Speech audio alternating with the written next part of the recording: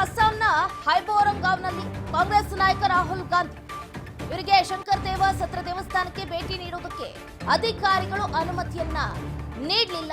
ಆ ಸಂದರ್ಭದಲ್ಲಿ ದೊಡ್ಡ ಹೈಡ್ರಾಮಾನೇ ನಡೆದು ಹೋಯಿತು. ನ್ಯಾಯಯಾತ್ರೆಯಲ್ಲಿ ರಾಹುಲ್ ಭದ್ರತೆ ಬಗ್ಗೆ ಈಗ ಕಳವಳ ಹೆಚ್ಚಾಗಿದೆ. ಅಸ್ಸಾಂನಲ್ಲಿ ಕಾಂಗ್ರೆಸ್ ಯಾತ್ರೆಗೆ ಪೊಲೀಸರು ಅಡ್ಡಿಪಡಿಸಿರುವಂತಹ ಘಟನೆಗೆ ಸಂಬಂಧಪಟ್ಟಂತೆ ನ್ಯಾಯಯಾತ್ರೆಯಲ್ಲಿ ರಾಹುಲ್ ನದ್ದೇ ಈಗ ಚಿಂತೆಯಾಗಿರುವಂಥದ್ದು. ರಾಹುಲ್ ಅವರಿಗೆ ಭದ್ರತೆ ಇರಬೇಕು, ಹಾಗಾಗಿನೇ ಈಗ ಎಐಸಿಸಿ ಅಧ್ಯಕ್ಷ ಮಲ್ಲಿಕಾರ್ಜುನ್ ಖರ್ಗೆ ಅವರು ಕಾಳಜಿ ಅಂತಾನೆ ಹೇಳಬಹುದು. ಕೇಂದ್ರ ಗೃಹ ಸಚಿವ ಮಲ್ಲಿಕಾರ್ಜುನ್ ಖರ್ಗೆ ಅವರಿಗೆ ಪತ್ರವನ್ನ ಬರೆದಿದ್ದಾರೆ.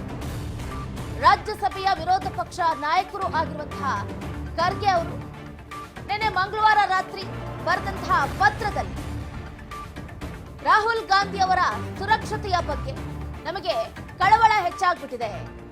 ಯಾವಾಗ ಏನಾಗುತ್ತೋ ಗೊತ್ತಿಲ್ಲ.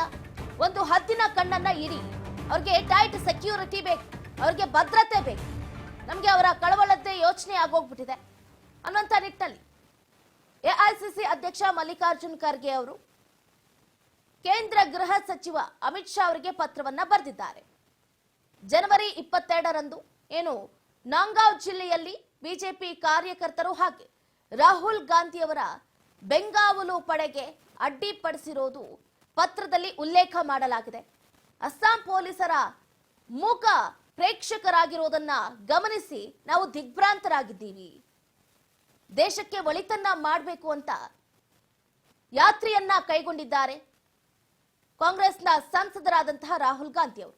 ಆದ್ರೆ ಅದನ್ನ ಯಾಕೆ ಧಿಕ್ಕರಿಸ್ತಾ ಇದ್ದೀರಾ? ರಾಹುಲ್ ಗಾಂಧಿ ಅವರ ವಿರುದ್ಧ ಯಾಕೆ ಹರಿಹಾಯ್ತಾ ಇದ್ದೀರಾ? ಅಸ್ಸಾಂ ಪೊಲೀಸರು ಯಾಕೆ ಆ ಸಂದರ್ಭದಲ್ಲಿ ಎಲ್ಲ ಗೊತ್ತಿದ್ದು ಸೈಲೆಂಟ್ ಆಗಿದ್ರು, ಮೂಕ ಪ್ರೇಕ್ಷಕರಾಗಿದ್ದು ಯಾಕೆ? ಹಾಗಾದ್ರೆ ಕೆಲವೊಮ್ಮೆ ಕಾರ್ಯಕರ್ತರ ಬೆಂಗಾವಲನ್ನ ಅವರ ವಾಹನವನ್ನ ಪ್ರವೇಶಿಸಲು ಅವಕಾಶವನ್ನ ಮಾಡಿಕೊಟ್ಟಿದ್ದಾರೆ. ಹೇಗೆ ಸಾಧ್ಯ ಆಗುತ್ತೆ?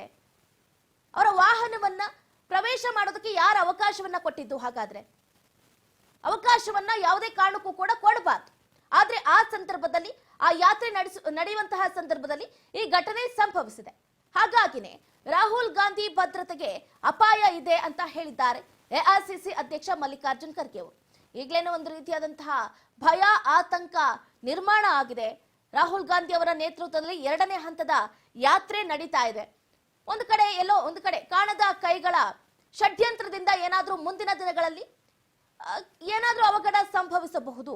ಹಾಗಾಗಿನೇ ನಮಗೆ ಮುಂಜಾಗ್ರತಾ ಕ್ರಮವಾಗಿ ಅವರಿಗೆ ಭದ್ರತೆ ಬೇಕು, ರಾಹುಲ್ ಗಾಂಧಿ ಭದ್ರತೆಗೆ ಅಪಾಯ ಇದೆ ಅಂತ ಪತ್ರದಲ್ಲಿ ಉಲ್ಲೇಖ ಕೂಡ ಮಾಡಿದ್ದಾರೆ.